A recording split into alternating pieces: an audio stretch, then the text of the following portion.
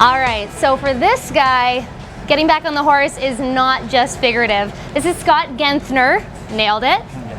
And he is ranked #1 in steer wrestling. Congratulations. Thanks. Now, something a lot of people aren't going to know about you is this is your first time ever at CFR, but you had a shot at it last year. Can you talk a little bit about what happened, that you were this close and didn't make it? Last year I was actually ranked #1 in Canada when I got hurt. Last year I went to the States to try to qualify for the big winter rodeos for make it to the NFR the next year, and I ran a steer in Salinas, California. The steer stopped and went to the right and tore my pec major clean off. It was a 5-centimeter tear, which resulted in surgery. So in August 15th I was in surgery and had been reattached and restructured, and it was 9 months of full recovery and I guess you'd say physical strengthening, everything, and a lot of physio. And then in April I came back and started over again and to go back here. And the first time you competed was in Drayton Valley this year. Can you kind of take us through how scary that must have been for you to where you are today? My physio lady that I had, she was awesome, and she worked very strictly on my ability for my event, because that's what I was wanting to come back, is to be in rodeo, back in steer wrestling. So she worked a lot on my pecs and getting it strengthened.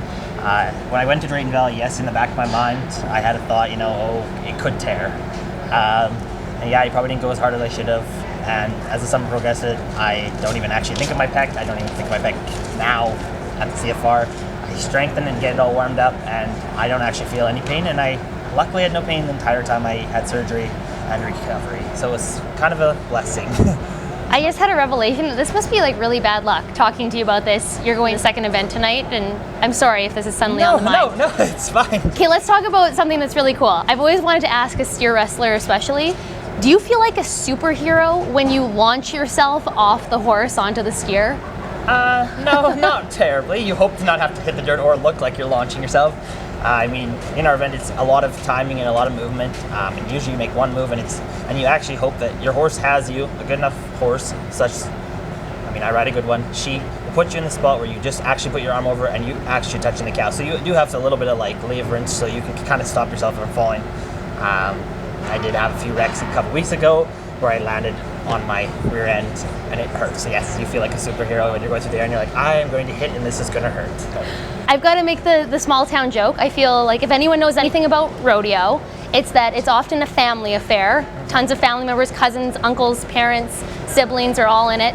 But you come from that small Alberta rural town of Consort, yes, where Katie Lang is from, and I believe the population is something like 722. How many of those 722 people are, first of all, you're part of your family, second of all, involved in rodeo? Well, that's have quite a number of them. Actually, the road I live on is we are all related.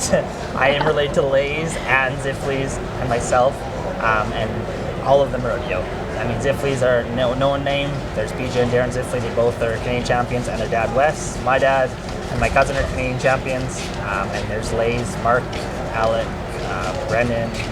They've all rodeoing, and then there's Clint and Darcy, Leon and Derek. So there's probably 20 of us. You just listed all 722. Yeah. Scott, I think I can say on behalf of everyone here at CFR, even your competitors, we are so glad that you've made it and that you are as brave as you are, and we wish you only the best. Oh, well, thank you. Okay, good luck. Thanks.